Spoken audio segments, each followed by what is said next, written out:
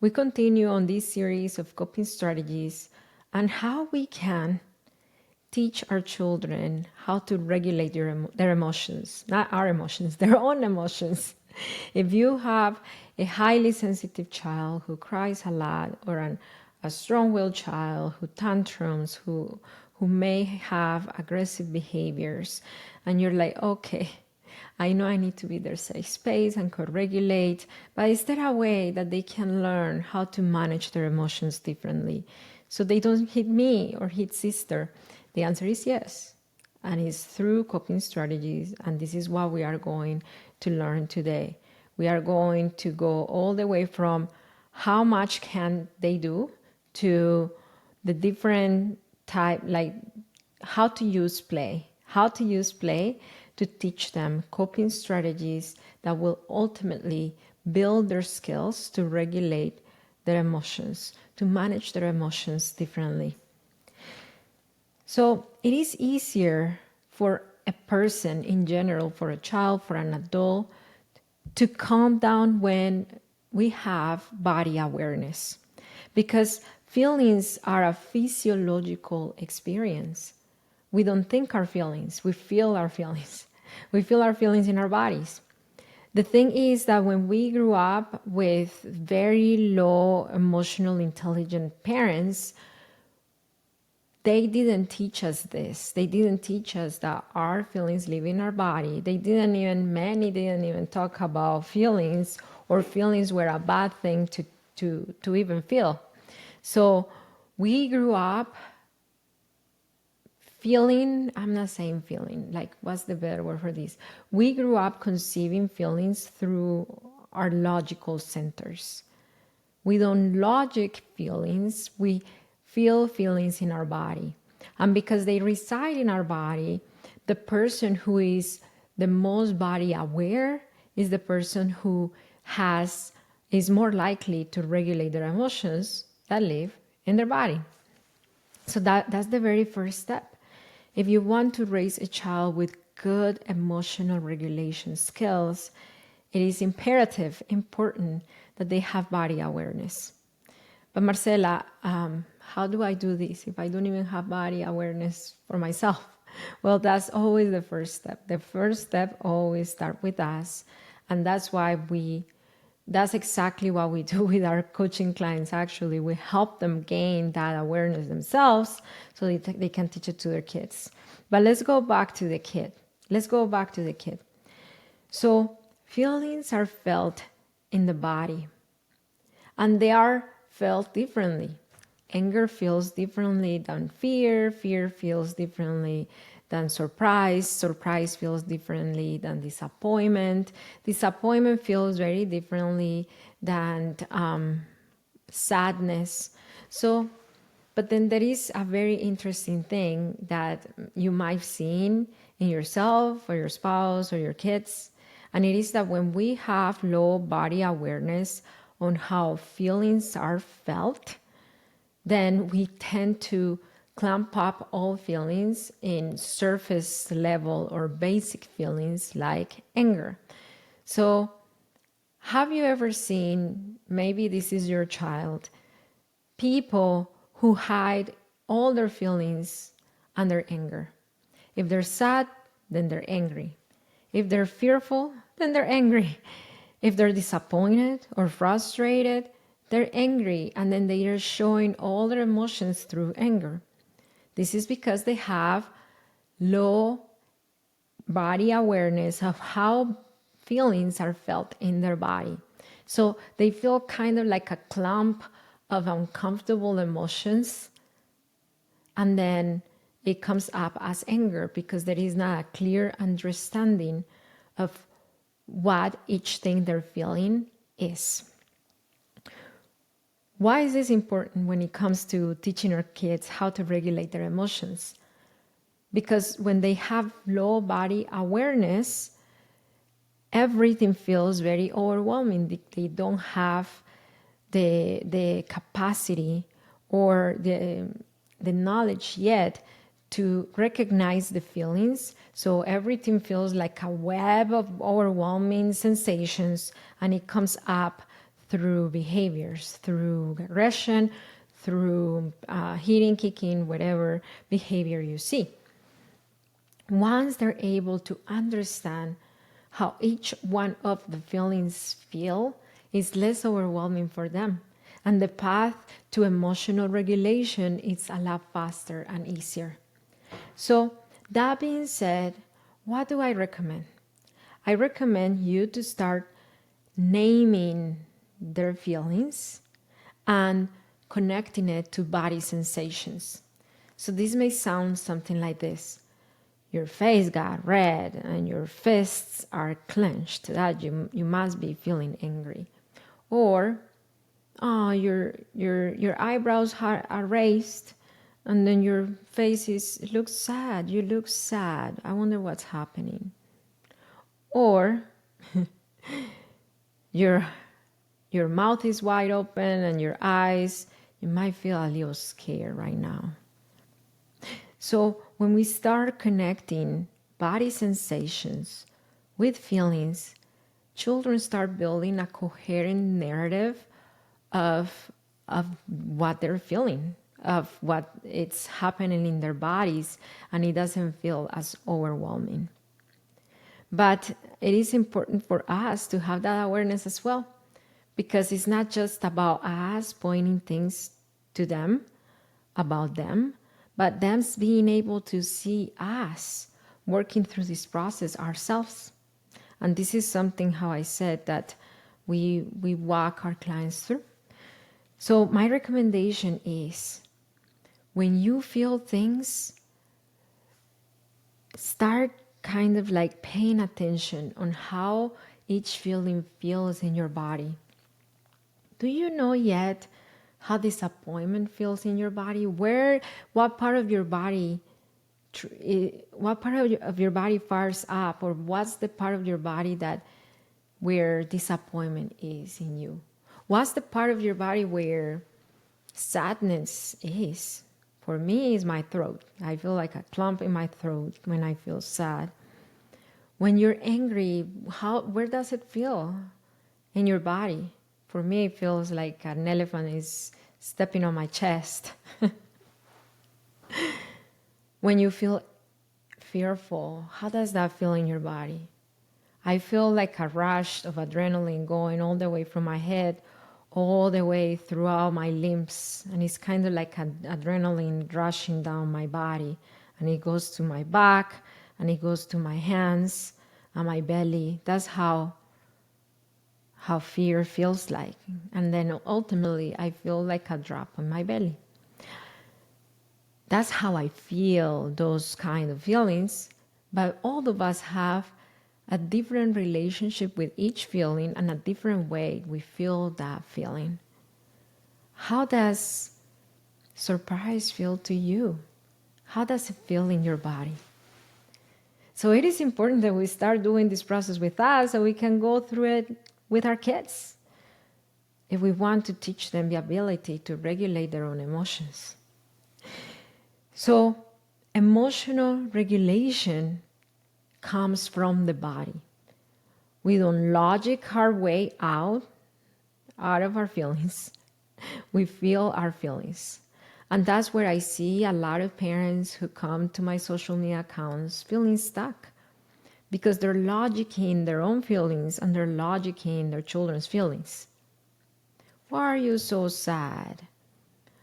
Or why are you so angry? Why are you hitting your sister? You're logicking their feelings when the feelings don't reside in the brain, in the head. It's in their body. Or we logic our own feelings. We logic our own feelings. Okay, don't get angry, take a deep breath, you're fine, they're just kids. You're logicking your feelings and not connecting to your body.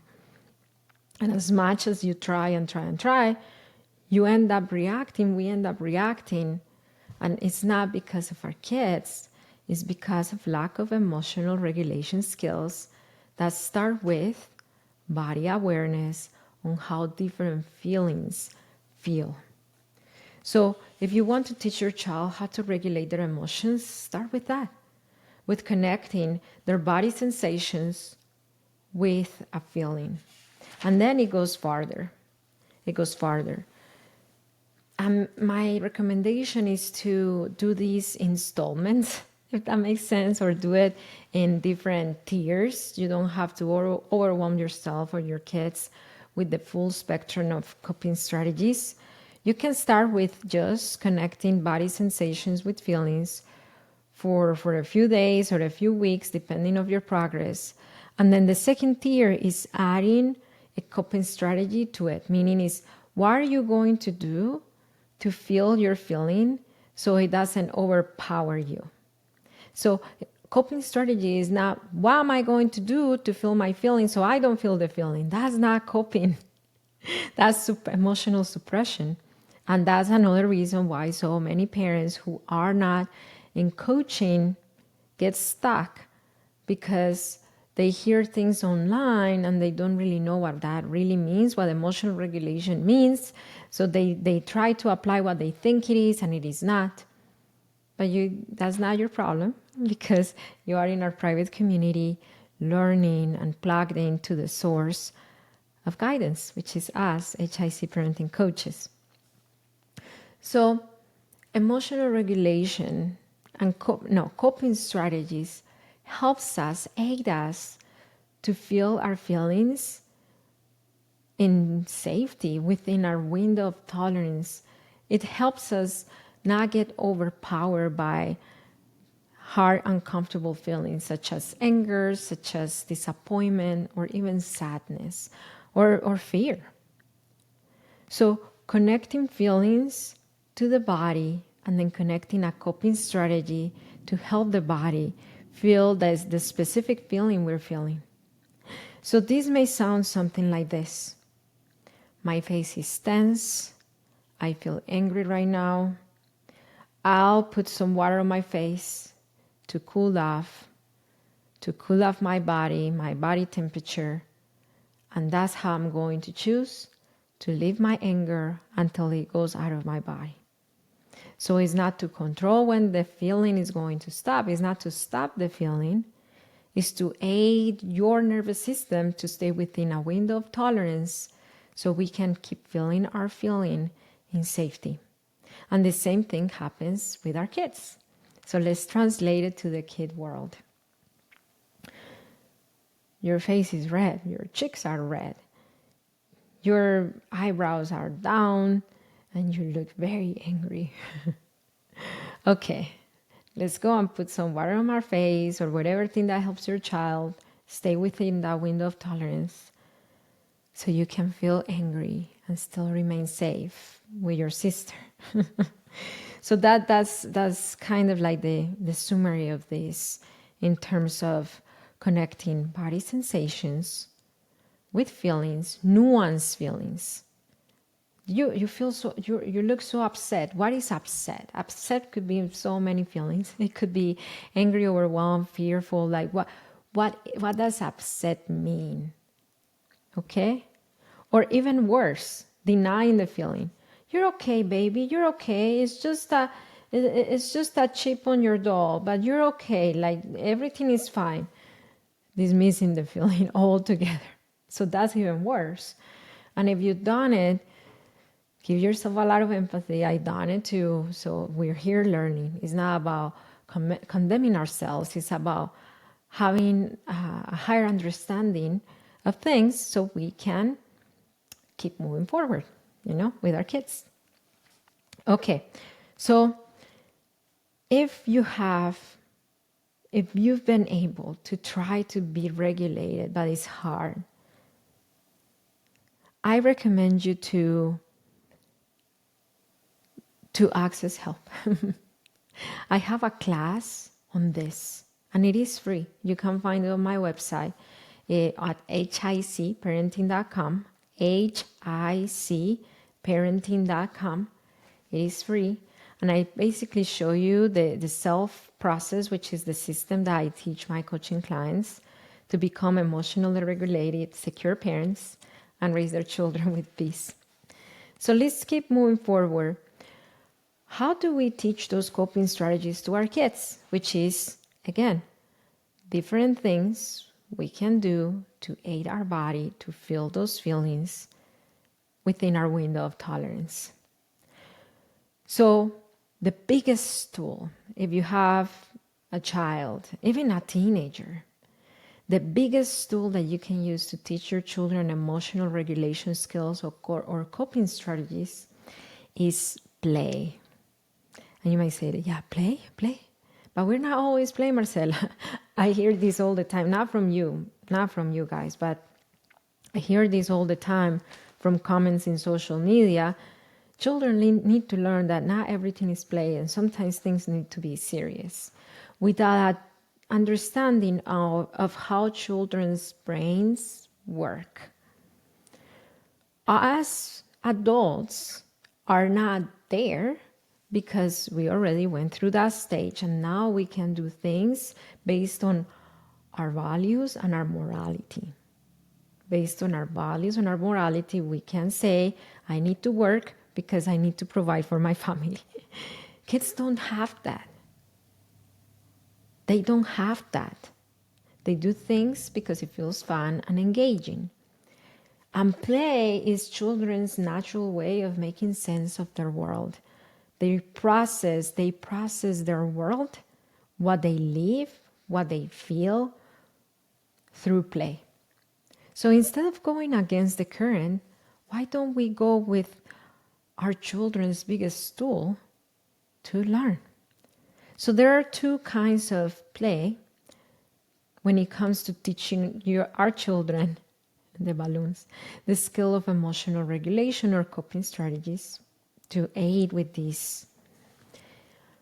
So number one is healing play, and number two is learning play. These are the two kinds of play. So healing play is a very intentional kind of play that we use to help our children process emotions, process what happened to them, process stressful moments. One of my coaching clients, she came one day so in distress because she wants to raise a child who feels safe, and her child's need for autonomy is really, really big. She wants to do everything for herself. She wants to foster that independent character, in her daughter. And then the daughter had a medical emergency. She ended up in the ER, and the doctors had to restrain her to do some kind of procedure on her face. And then the client came to coaching very concerned about, how do I process this stressful, possibly traumatic moment with my child so it doesn't scar her, so it doesn't, this post-medical procedure stress doesn't turn into a possible post-traumatic stress or post-traumatic stress disorder, even worse. So one great answer is healing play. So healing play is using our children's playtime to process what happened. So her daughter is fan of Dr. McStuffins. Is that the right word? The little cartoon that is, she pretends she's a doctor, and then she's a doctor to her dolls and to her puppies. So I said, your daughter is already into that. You can use that time of role play of Dr. McStuffins to process what happened to her in the ER. So let's reverse the roles. Role reversal helps children build a coherent narrative or understand what really went on from a different perspective outside of them. So what does role reversal look like? That the child is going to be the doctor, and then the mom is going to be the child, or the stuffed animal is going to be the patient. And then through that role play, she's going to live again the same scenario, but with a narrative that is safe. Like, I am helping you heal, you are safe, you are loved, or whatever message the mom wants her to have of that moment in the ER. So that's healing play. Or let's just say that an easier one. It doesn't have to be this big, like my child was in the ear. But what about if you have multiple kids and then today they fought over the same toy over and over and over again? Well, you can use healing play to teach your children emotional regulation skills. So how would that be? At bedtime, part of play is storytelling. At bedtime, you can tell them a story of two bunnies that wanted to eat the same carrot and they were not agreeing. And then you can talk about what the bunnies might be feeling. Their ears got red. And then they felt like that they wanted to punch each other. But then you start connecting it with a healthy response. And even though their ears were red and they didn't want to share and they felt like they wanted to fight or punch each other, they didn't do it. Each one of them went to their room and they took a deep breath and they did some jumping jacks and then they came back and then they decided to split the carrot.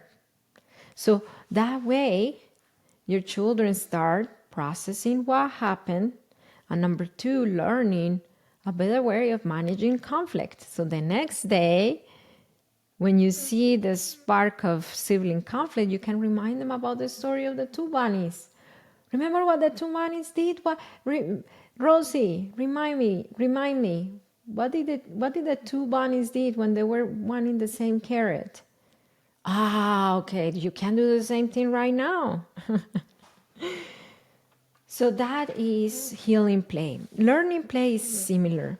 So learning play is not so related to helping children process what happened, but it's more to help them learn different strategies that they can use to manage their emotions. For example, you have in your members area right now the breathing exercises guide. So these are posters. These are a few breathing exercises posters.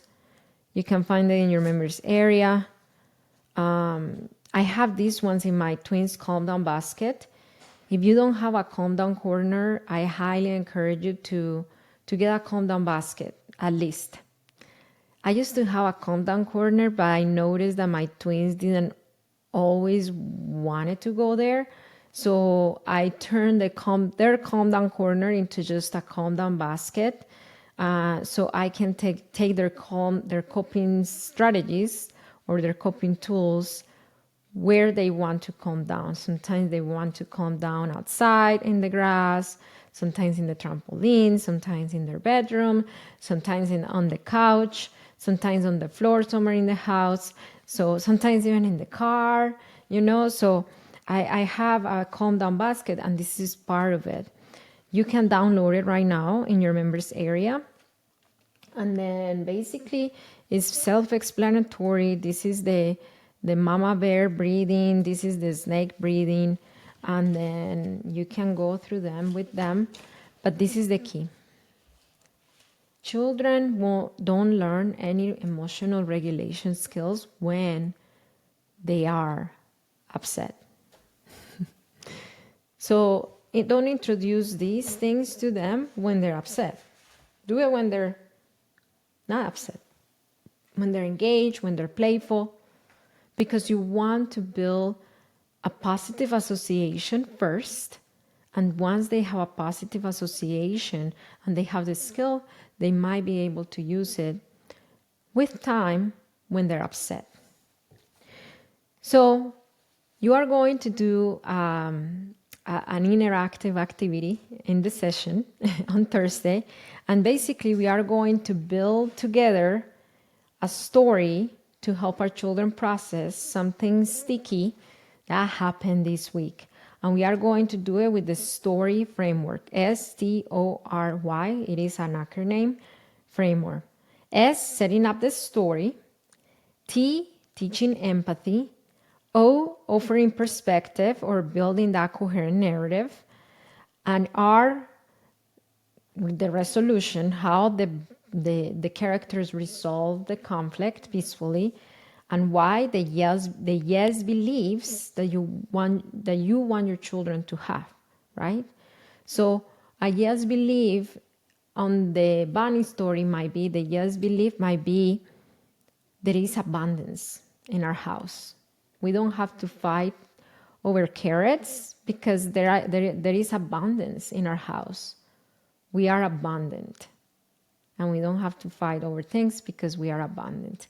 So that's just to give you an example of a yes belief. Because when you start working on building a belief, of a household belief system, then we start writing with those belief systems. For example, here in HIC Parenting, we have corporate beliefs.